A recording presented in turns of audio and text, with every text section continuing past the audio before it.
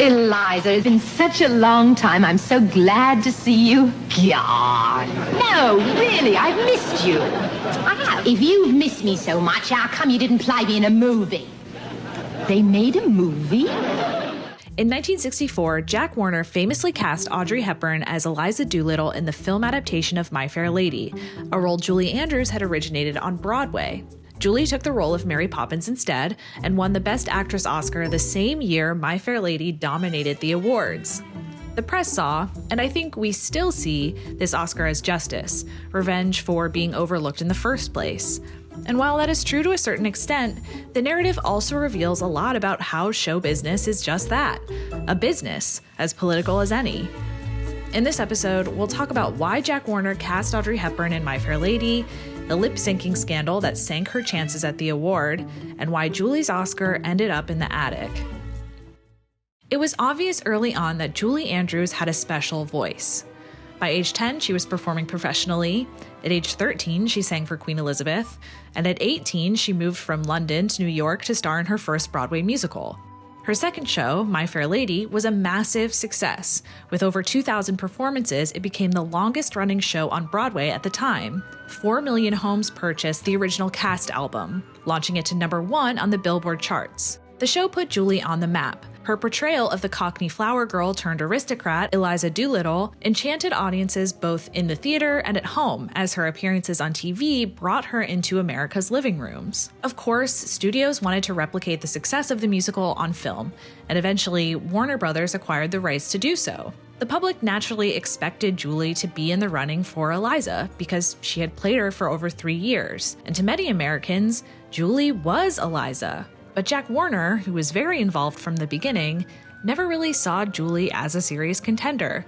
It seems absurd now that anyone would bypass Julie Andrews on purpose, but for a somewhat risk-averse, highly ambitious businessman, there was some understandable logic to his decision. The most significant factor was money. The rights to My Fair Lady cost a record-breaking $5.5 million. And in addition, Warner Brothers budgeted the film at about $12 million, eventually stretching it to over $17 million, making it the most expensive movie musical ever at the time. If My Fair Lady was going to justify its cost, it had to be the best movie of the year, or make a lot of money, ideally both. Warner determined that the only way to guarantee both was to cast a big star. Audrey Hepburn, as many dorm rooms will tell you, is and was an influential cinematic figure, one who I think deserves a little more nuance to her persona than eating a croissant in front of Tiffany's, but that is for another day. An Academy Award winner for Roman Holiday, she had everything Warner needed in a star. She was critically acclaimed, like in The Nun Story, a cultural icon, like in Breakfast at Tiffany's, and a box office smash in films like Charade. Warner Brothers calculated that her popularity alone would bring in an additional $5 million. Julie, on the other hand, had yet to make a film. Warner Brothers predicted that her star power, although not insignificant, would only bring in about $1 million. Plus, success on the stage didn't guarantee skill on screen. Many of the stage's greatest personalities, like Tallulah Bankhead and Ethel Merman, never made the same impact on film as they did on stage. To Jack, the risk was too great and the stakes too high to consider resting a hugely expensive investment on a new kid's shoulders. His reservations extended to Rex Harrison as well, who was also in the original cast of My Fair Lady. Only after more bankable stars like Cary Grant and Peter O'Toole said no, did Warner give him the role. So despite the public's expectations, Warner was convinced that Audrey was the right choice from the beginning, saying, quote, "I had made up my mind we would have her in the film. It was because of her ability, an ability about which the whole world knows." A quote bleeding with irony, which we will discuss in a minute. The news was somewhat controversial. Casting someone else was, as Lloyd Shear of Parade put it, like announcing a great new recipe for cream puffs without the whipped cream. Nearly every casting announcement referenced Julie in some capacity, but no one was actively hostile toward Audrey yet.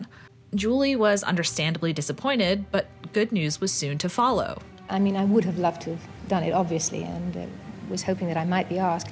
But it's hard to be resentful when right around the corner Walt Disney happened to be waiting and asked me to do Mary Poppins. And so no, I couldn't be that disappointed after that. I mean, that resentful after that.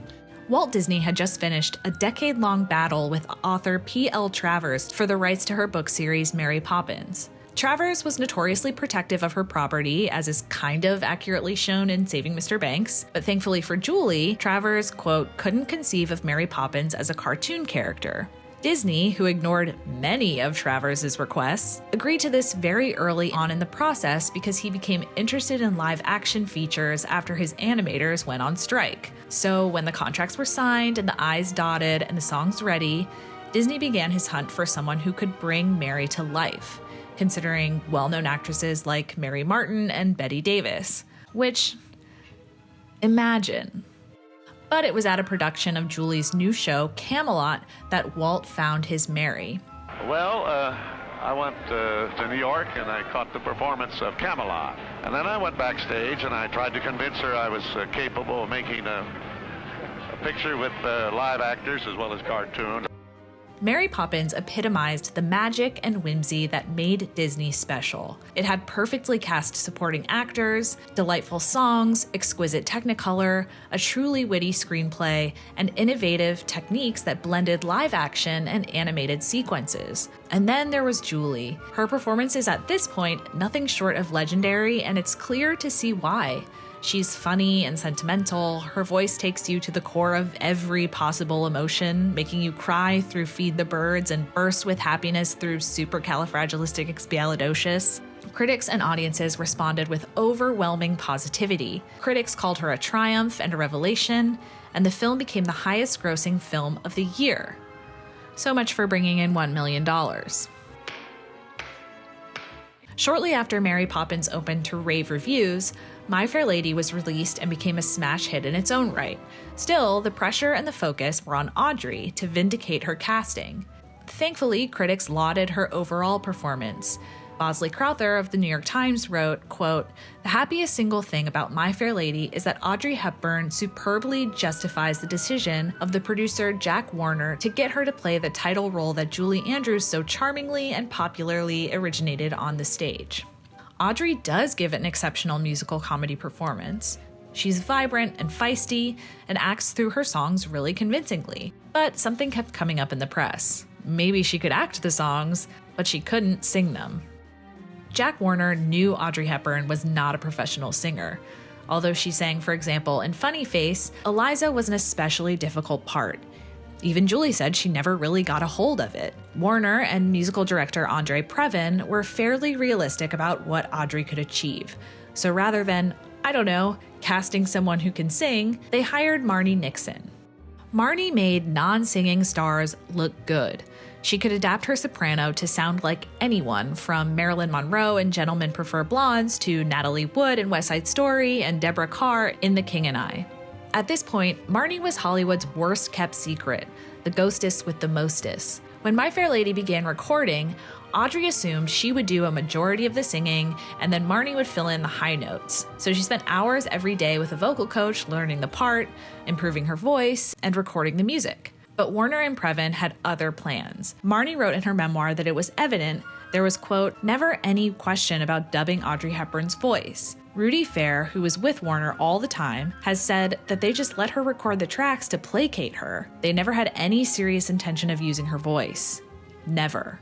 So, partway through filming, director George Cukor informed Audrey on set they would not be using her vocals. That stung because she had put in the work and she wanted to do it herself. And when you listen to the audio of her actual singing, lots of chocolate for me to eat, lots of cow, Mikey, lots of it. She's not Julie, but she's not terrible. Somehow the press found out. Warner tried to force the narrative that Audrey did do most of the singing, but that someone had just filled in the high notes. And for a while, people bought that. Then it came out that in reality, Marni sang about 95% of it, not just the high notes. And even though she was contractually obligated to say nothing, everyone knew. I have read in all the newspapers that you were the voice of... No, we better not go in. Have you heard, my dear, that this lady was the voice of Audrey Hepburn? Yes, I heard it. Did you hear that, too? All right. Audiences felt deceived. Warner had clearly bungled the handling of this story in the press, but defended his choice to dub Audrey, saying, quote, "This is nothing new. It's been going on since talking pictures began." And he was right. Dubbing had been a thing, often because equipment was too loud or dancing disrupted the quality of the voice, but also because actors sometimes have bad voices, and dubbing allowed them to maintain the illusion of untouchable perfection.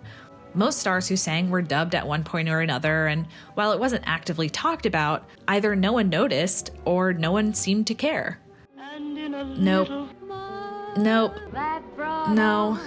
For some reason, no. Ironically, no. So to Warner, people's shock about Audrey was not only ridiculous, but also surprising. Why did it become such a fundamental point of conversation in 1965? Well, normally when an actress was dubbed, a nostalgic and alternative choice for the role wasn't starring in a hugely popular movie in the next theater. By the time of My Fair Lady's release, everyone had seen and fallen in love with Julie in Mary Poppins. They also knew about Marnie, one of the first ghost singers with extensive press coverage. So despite whatever Audrey could bring to the role, people believed Julie was more qualified for the job. They'd heard her do it already, and now she was a bona fide star in her own right. So it was odd to see Julie and realize that's who Warner didn't want. Even in rewatching Mary Poppins for this video, I found myself thinking, Jack Warner was insane. Audrey, who was compared to Julie from the beginning, now bore the brunt of the bad press. Tensions only increased as award season began. Probably the most iconic moment occurred during the Golden Globes, when Audrey and Julie faced each other for Best Actress in a Comedy or Musical. When Julie won, she used the opportunity to clap back at Jack and let him know exactly what he let get away. Finally, my thanks to a man who made a wonderful movie and who made all this possible in the first place, Mr. Jack Warner. I should emphasize here, though, that no animosity flowed between the actresses. Both were extremely cordial, complimented each other's performances, and remained friends for years. On February 24th, 1965, Academy Award nominations were announced. The nominees for Best Actress were Anne Bancroft in The Pumpkin Eater, Sophia Loren in Marriage Italian Style, Debbie Reynolds in The Unsinkable Molly Brown, Kim Stanley in Seance on a Wet Afternoon, and Julie for Mary Poppins. There was one glaring omission, and it became front-page news. Critics agreed that Audrey's bad press led to her erasure. Interestingly, and frankly accurately, they blamed Jack Warner, who called the whole thing outrageous. And it kind of was. My Fair Lady eventually won 8 Oscars, including Best Picture. It would have been impossible for that film to do as well as it did if Audrey had done a bad job, because it relies on her believability. But remember, only actors determine Best Actress nominees. While we can't say for sure why actors dismissed her, it's possible they felt, like Luella Parsons did, that Audrey only gave half a performance. It's more likely that they felt an alliance with Julie, the latest talent to be screwed over by an executive, an all too familiar power dynamic for actors in the studio system. Julie had a lot of good things going for her other than casting politics and her obviously immense talent to help explain her momentum. First, the Americanization of Emily, her follow-up to Mary Poppins, came out to rave reviews shortly before Oscar voting began. Because the film was not a musical, she quickly showed her range and suggested a very promising future. Second, it's pretty much always good to have Disney on your side. Walt Disney dominated the Oscars for years. In fact, he holds the records for the most wins at 26. Mary Poppins, as I mentioned earlier, was an exciting departure that demonstrated technical innovation and indicated growth for the studio in a new area that was ripe for reward. Also, if Disney is good at anything, it's advertising. The company undertook a massive campaign with brand tie-ins, merchandising, radio spots, and more. You could take home spoonfuls of branded sugar. Your child could play with Mary Poppins. Julie's face was everywhere, and that's not an advantage most nominees had. Third, Mary Poppins fit some themes that were generally favored by the Academy in the 1960s. I talk about this in depth in my 1969 episode, but basically, the Academy really liked British themes and movie musicals in the 1960s, which was really good news for British musicals My Fair Lady and Mary Poppins. In fact, in 1965, the number of British nominees was so prevalent that the press called it out. So did Academy MC Bob Hope. Thank you, Arthur. Thank you, ladies and gentlemen. Good evening and welcome to Santa Monica on the Thames. Plus, the Academy was a little more conservative at that time, so a family-friendly romp that teaches values like cleanliness and the restoration of the family unit was a lot easier to absorb than some of the other topics in the category, like abortion, kidnapping, and baby daddies. Still, it would be disingenuous to pretend like any one of these factors had a stronger effect on voters than the political context. Predictions blatantly attributed her odds to the, quote, emotional circumstances, calling her a favorite simply because she wasn't in My Fair Lady. Before she had even won it, her win was considered a consolation. That April, 4 days after the release of The Sound of Music, Julie walked the red carpet at the Academy Awards. With Audrey in attendance to present the Best Actor award, ironically to Rex Harrison, the press found every opportunity to milk drama where it could. As the ceremony opened with the overture from My Fair Lady, the camera literally cut back and forth between Audrey and Julie in the audience. Of course, Julie won, and the discourse surrounding her win consistently focused on its political context rather than her performance. Papers led with pictures of Audrey and her backstage. The Independent called it, quote, a masterpiece of irony. Sure, Julie didn't get to play Eliza, but she got to take home the Oscar.